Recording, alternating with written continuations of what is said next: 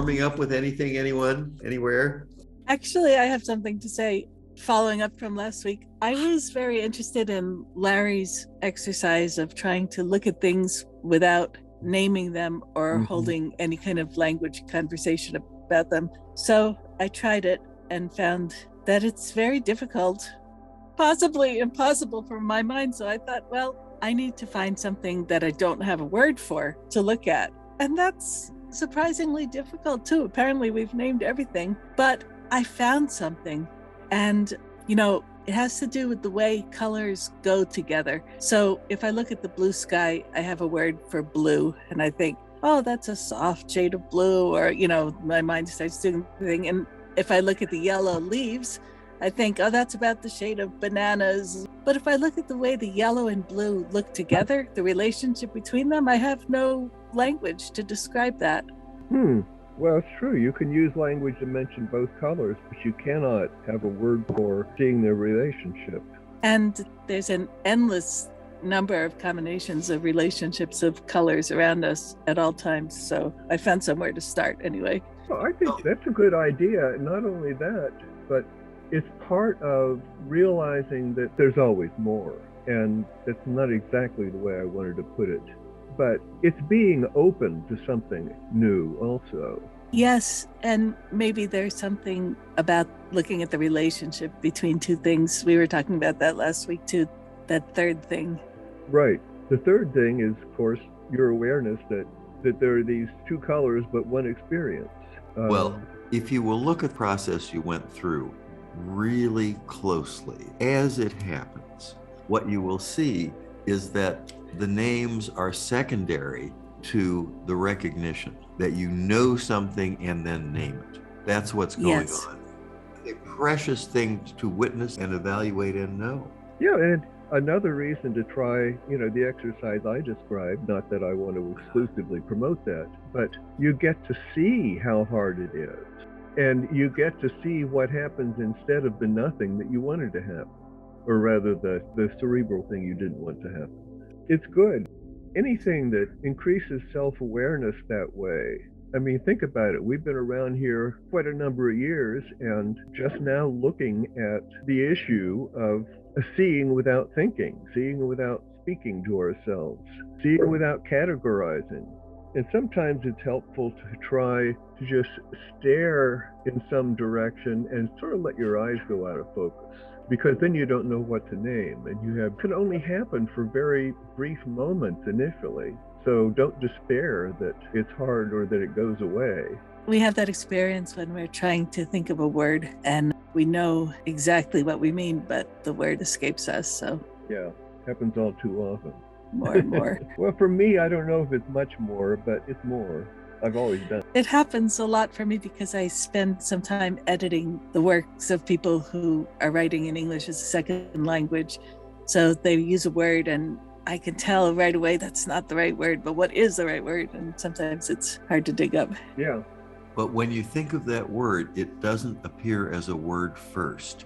Right. It appears as an idea. That's not the quite right term. It appears as an understanding, which you then verbalize in terms of an idea. Right. Understanding is better. This is subtle and almost kind of advanced stuff, Abby, but you're there now, so use this. Yeah, run with it. Who cares? The other thing that's like that is people have been asking recently whether apparently some people have a running narration in their mind in words and they think in complete sentences and other people don't.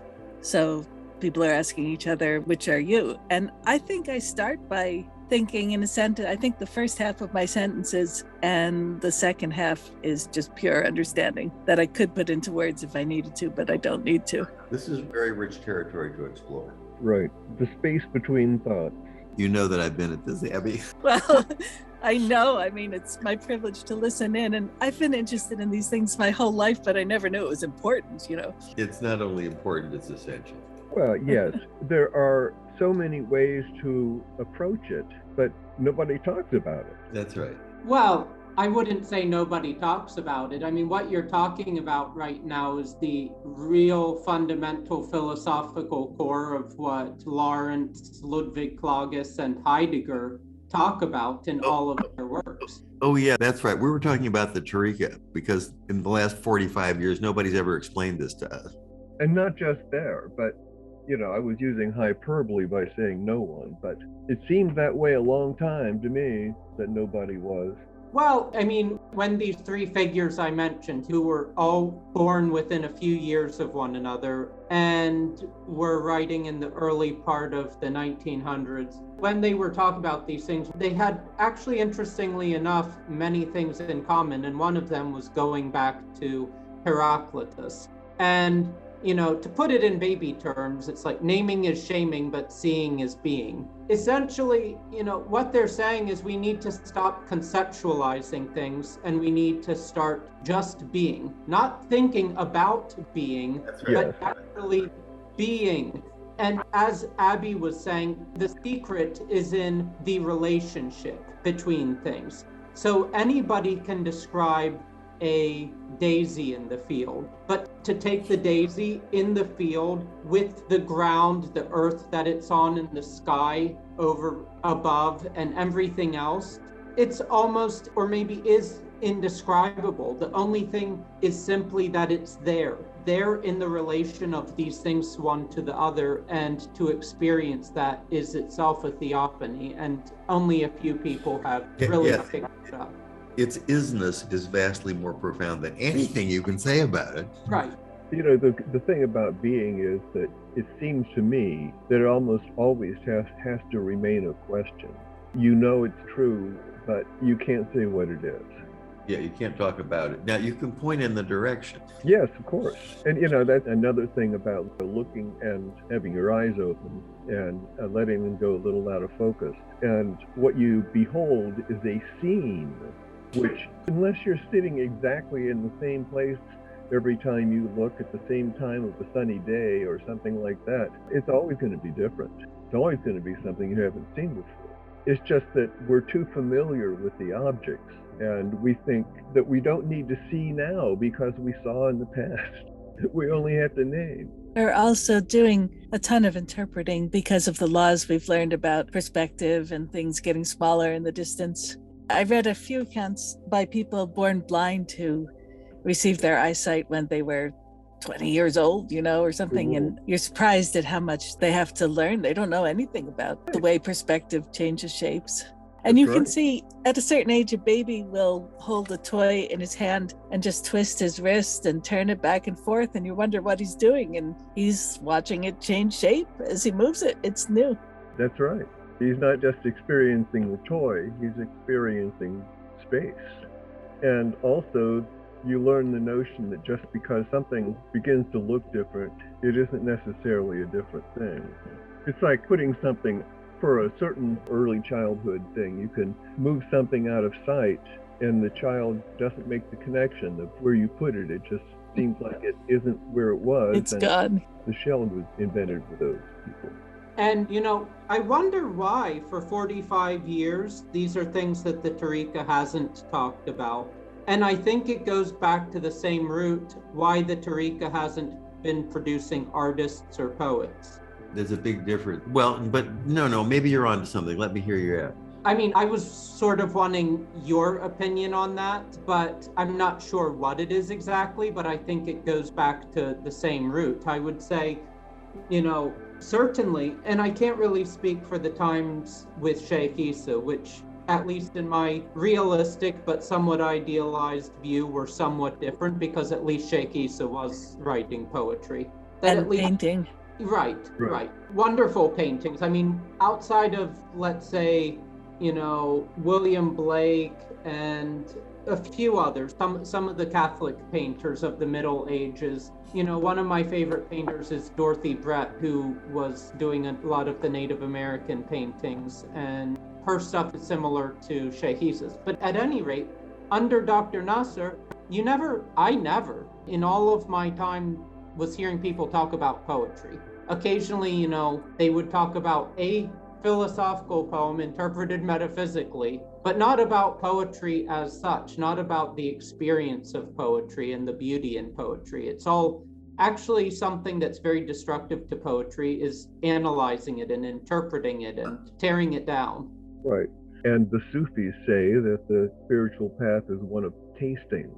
And a poem has a flavor that you get directly. You don't have to analyze it. Or it has an aroma, either way. Yes. A poem, the images are meant to be dwelt in and experienced, not picked apart and analyzed. Exactly. They don't provide information to give an experience. A poem should not mean, but be. I think that's E. Cummings. And Abby, you used a term there that Heidegger often uses with regards to poetry, dwelling. He often says that one should dwell in the verse, but it's not something I hear often, so I thought I would just point that out. It's all about things being experiential, or reality being experiential. And the thing in the Tariqa is that they did a pretty good job of downplaying the significance of some spiritual experience or dream or whatever most of the time. That, you don't take it as fundamentally, well, you don't build your identity on it. You don't make it, your interpretation may be wrong or may be right, but will turn out to have a better interpretation later. But not to dwell on the experience as something so significant. If you had a transcendent or very deeply moving experience, that deeply movingness is independent. I mean, of course, it came from the poem, or it came from the landscape, or whatever. But what's been communicated is not written down. Yes. All right. So I'm going to get on to questions here. And seeing as how we started out talking about something that I think is sort of related to question 5, let's actually start with question 5. And that is, I recently got involved in a friendly debate/argument with a group of dogmatic Platonists. My contention was that plants, including flowers, fully partake of being, whereas their contention was that plants are limited to the realm of becoming, but not privileged to partake of being. I claimed that was anthropocentric hubris, to which they stated that dolphins and cats partake of being due to being fully themselves, but my response was to say that nothing is less itself than a human, and nothing more itself, proud and joyful in the singularity of its being, than a poppy in the field. Where do you come down on this? Well, the only thing that doesn't directly partake of being is something that isn't. Because as soon as you have a partaking of being, you have made a distinction between being and that which partakes of it. But being is much more fundamental than that. And you can't escape being. It's just that you cannot recognize it. And so a flower can't think about being, nonetheless, it be.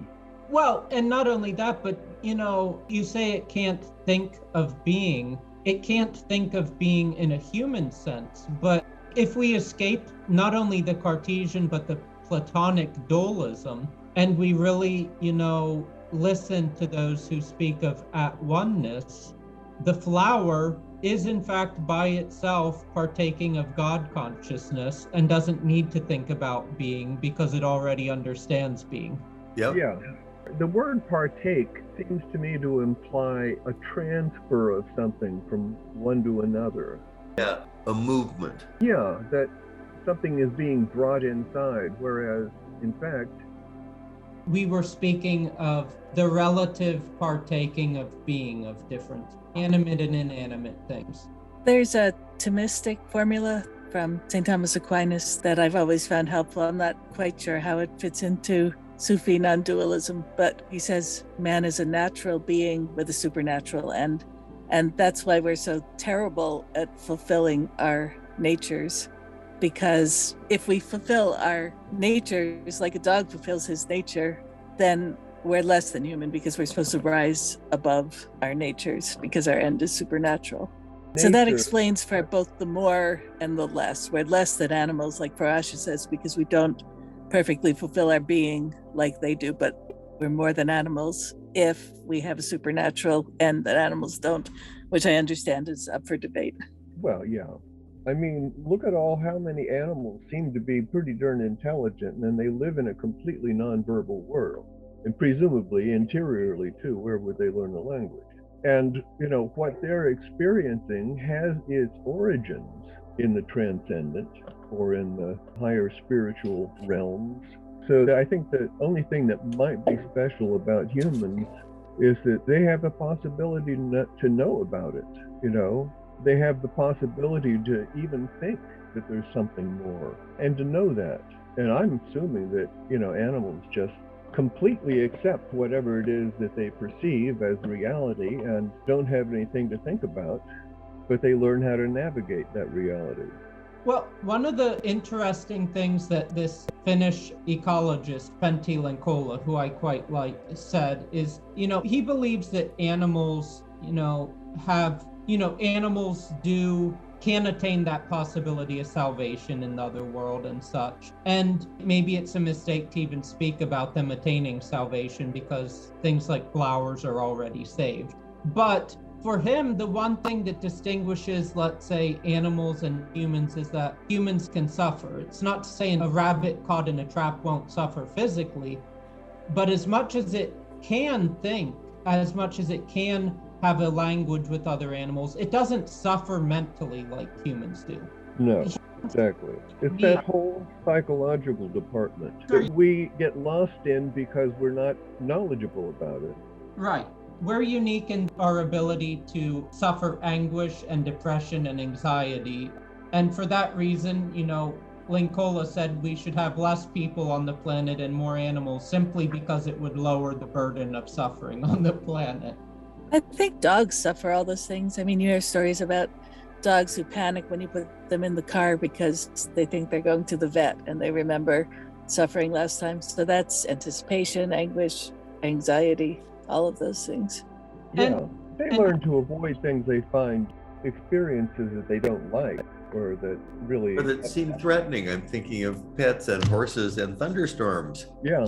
And, you bring up dogs, which, they say every exception proves the rule. And I'd say that's maybe the exception that proves the rule, simply because dogs are, in many respects, a product, the human species. They evolved. Yeah, that's true. Right. Unlike cats, which basically domesticated themselves. And, you leave a cat alone and it'll find something to do, and a dog will mope the entire time. There's a line of thinking that says the cats really are the dominant species on the planet. That is an especially magnificent cat. This is Rocky. Well, cats are just amazing. And what they do is look. They sniff too, but I mean, most of their time is spent being a witness rather than a doer. Ah, interesting. And so they're sort of like the eyes of the alien species, sending back information. But they are inscrutable. Yes, they're amazing. They're amazing. And since they want to do everything on their own terms, they partake of being on their own terms. Yes. All right, Theta Badria, how are we doing? Have you gone to look for your cat? No, we're doing well. I just had to mute myself while I was grabbing the book for the next question. So I'm going to actually move upwards to question 4, since we still have enough time and that might be a longer question. And there's these 2 poems in here that I think are very important.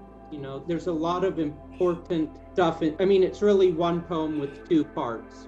But anyway, I'm going to recite these 2 poems, Gladness of Death 1 and 2, and we can discuss these poems and how we can both learn at oneness and joy without fear. And it's, O death, about you I know nothing, nothing of the afterwards. And of the transit I am afraid, as a woman is afraid who has got to give birth to a child. But afterwards she is glad. And so I know, after the painful experience of dying, I shall be glad. Gladness goes over, I am sure, with me into death.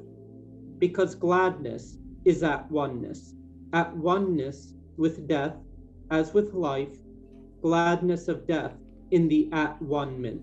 And the gladness of death, I am convinced, will not be less than the gladness of life. Ah, no, but lustrous and different, since the at-oneness will not be less. Till now, I have been, on the whole, at one with life and glad. And when my time comes, I shall look forward to being glad, and at one with death. O death, about you I know nothing, nothing about the afterwards. As a matter of fact, we know nothing. Yet, O death, also I know so much about you. The knowledge is within me without being a matter of fact. And so I know, after the painful experience of dying, there comes an utter gladness, a strange joy, in a great adventure. Oh, the great adventure of death, where Thomas Cook cannot guide us. I have always wanted to be as the flowers are, so unhampered in their living and dying, and in death I believe I shall be as the flowers are. I shall blossom like a dark pansy and be delighted there among the dark sun rays of death. I can feel myself unfolding the sunshine of death to something flowery and fulfilled, and with a strange, sweet perfume. Men prevent one another from being men, but in the great spaces of death, the winds of the afterwards kiss us into the blossom of manhood. I like. Yeah. Well, joy is more fundamental, just as love is more fundamental. The at oneness, of course, should be happy, joyful, because at oneness fulfills our purpose. So there's a sense in which, happiness is more real than fear. Yes, right. Good point. And that, fear is, it's probably subject to destruction, passing over the threshold of death. But happiness, joy, gladness, love, and of course awareness, if they're fundamentally real, then they don't go away, and we know nothing of it. The poem uses these different images, such as the person who's afraid, who's about to give birth, but it's a joyful fear. Or, right. The joy of life and death, the way an animal or a bird is joyful of life and death. There's this article that I sent to Abby, which I didn't send to either of you, which is talking about, the idea that we're right now living in a palliative society, where essentially the supreme value enshrined in our society is survival. And so when all the time it's drummed into our heads that survival, longevity is the top and utmost and most important value. And, by extension, anything that it hampers that, death, illness, whatever, is bad, it creates huge amounts of fear in people. And then by extension, they take to using drugs, television, whatever, any kind of thing to distract them, because they have fear, they don't have faith, they don't have belief. And we're in this loop where, we end up in something like the coronavirus situation, and we're taking all of these extreme measures to make sure life is saved, but we don't really seem to care about the quality of life of people on the planet. And I think it's important to think about, not so much about the quantity of a life, but how well that life was lived. And about, living life, having a good quality of life, having beauty in life, and having gladness every single second. It goes back to that old saying, live for tomorrow as if you'll live 100 more years, but live for today as if you die tomorrow. And I think people have forgotten that simple truth. Yeah, I don't know who it was, some spiritual source said that, when a plant or animal dies, it just dies. That doesn't imply that, the death is an experience. The death is something that happens. But animals, they have some instincts to keep them alive, but I don't think they fear death. And we do live in a society that's always trying to ameliorate some discomfort.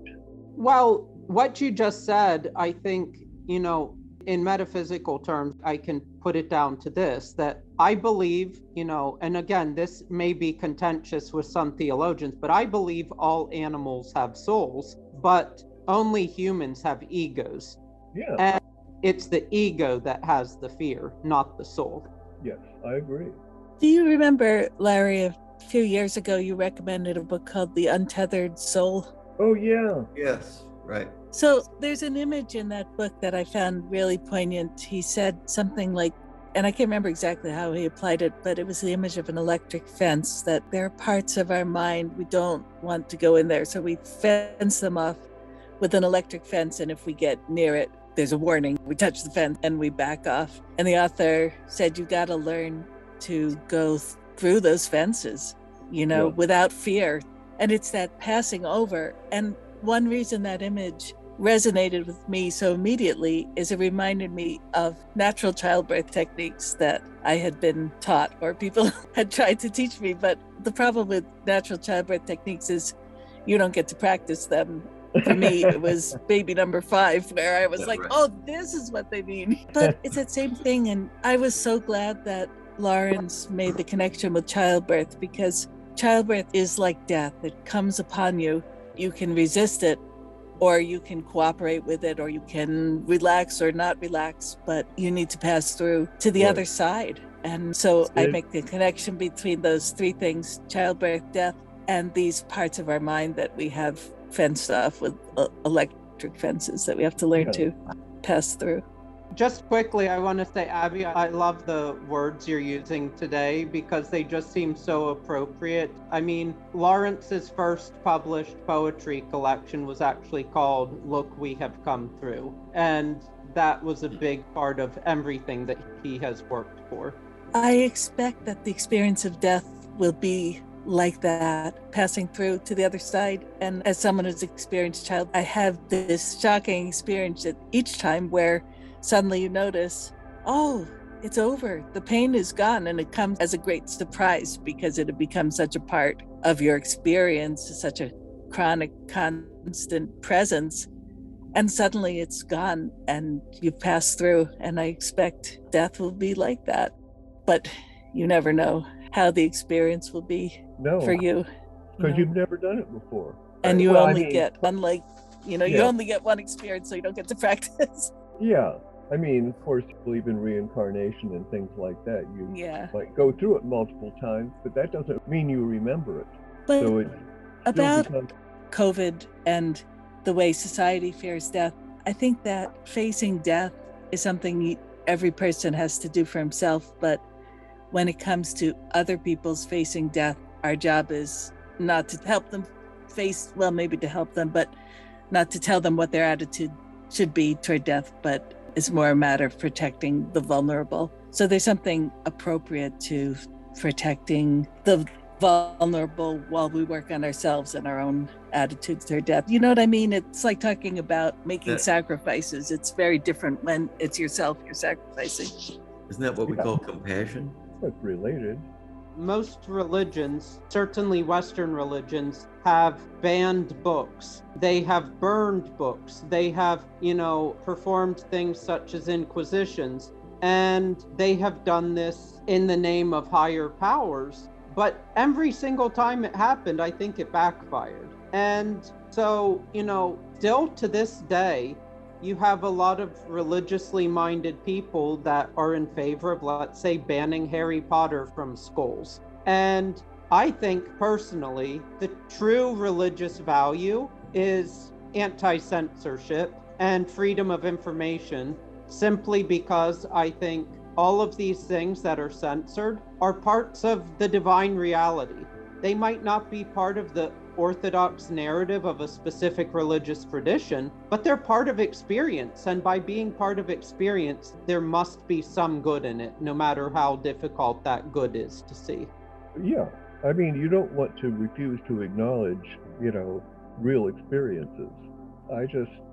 But I have a lot of sympathy for the people that don't want to say anything that might alarm somebody. And of course, most religions do that too. They don't tell you things that might shake your faith or anything, even if they might be worth inquiring into. I don't know. There's misinformation and there's deciding what to emphasize in information. And I think there can, like white and black magic, there can be a white propaganda as long as it adheres to the truth.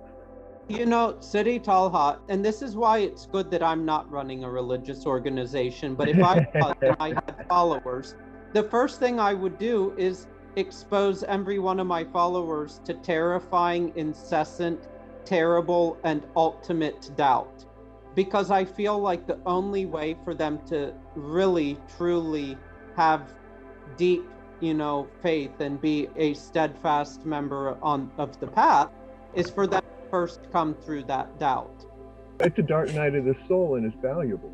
That reminds me of parents who intentionally treat their children inequitably to teach them that life isn't fair. And it always cracks me up, because I think life will do that. You don't need to go after experiences to show them that life isn't fair. They will come naturally. You don't have to make that happen. And I think those doubts will come when you're ready for them. Yeah, when it does happen, you should be disappointed.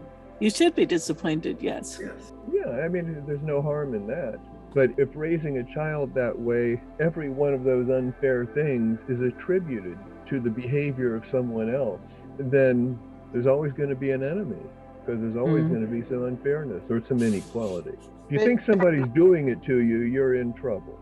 I think it's a bit different with children. I think if you have the ability to raise children from the earliest stages and do it the right way by, let's say, keeping your hands off of them and letting them experience nature and sort of form their own intuitional understanding of the divine, then you don't necessarily need, they might not necessarily need that dark night of the soul later on. But I think, many people in Orthodox traditions do, particularly people that are in Protestant churches of all kind, including Muslim Protestants. I don't think you need to cultivate the dark night of the soul. I think it's something you can accept when it inevitably comes. Yes, and it doesn't always have to be crisis. Our lives are just riddled with disappointment because we think we know how things are supposed to go, and they don't. So there's a certain amount of disillusionment is good because it's inevitable. It needs to be acknowledged and gone through. But yeah, I mean, if you have a crisis of faith, that's no fun. And some people seem to have to go through that. And some people may be able to get it in smaller doses if they're paying attention. I guess my point wasn't anything, too radical or harsh, And you'll see that I have a question there about tenderness. I mean, it's not that. It's just that there are so many people that you can see that, let's say, go from some sort of fundamentalist faith to Marxism, or Marxism to fundamentalism, because it's sort of like these secular formulations of faith. And it's not like I want to destroy anybody. Don't get me wrong. Of course. I'm not evil in that way. I think the way a Zen master would think, that sometimes the best way to treat a student, and of course it has to be done on an individual basis, is to gently dislodge some of the illusions in the student's mind. Something that's well known in the Zen practice. Get rid of the disillusions and illusions, and it may help one on the path. But of course it has to be done on an individual basis if the person has the need and is ready. By a wise and prudent and experienced teacher, yes. Exactly. Some of the Zen techniques definitely induce discomfort, but not necessarily. But sometimes, people are trapped in a go-to loop. They're trapped in cycling around the same things again and again. And for some people, they just need somebody to make them pay attention and see beyond it. And for other people, maybe God has to hit them with a 2x4 up alongside the head. But if that's what it takes, then that's grace. Yes, right.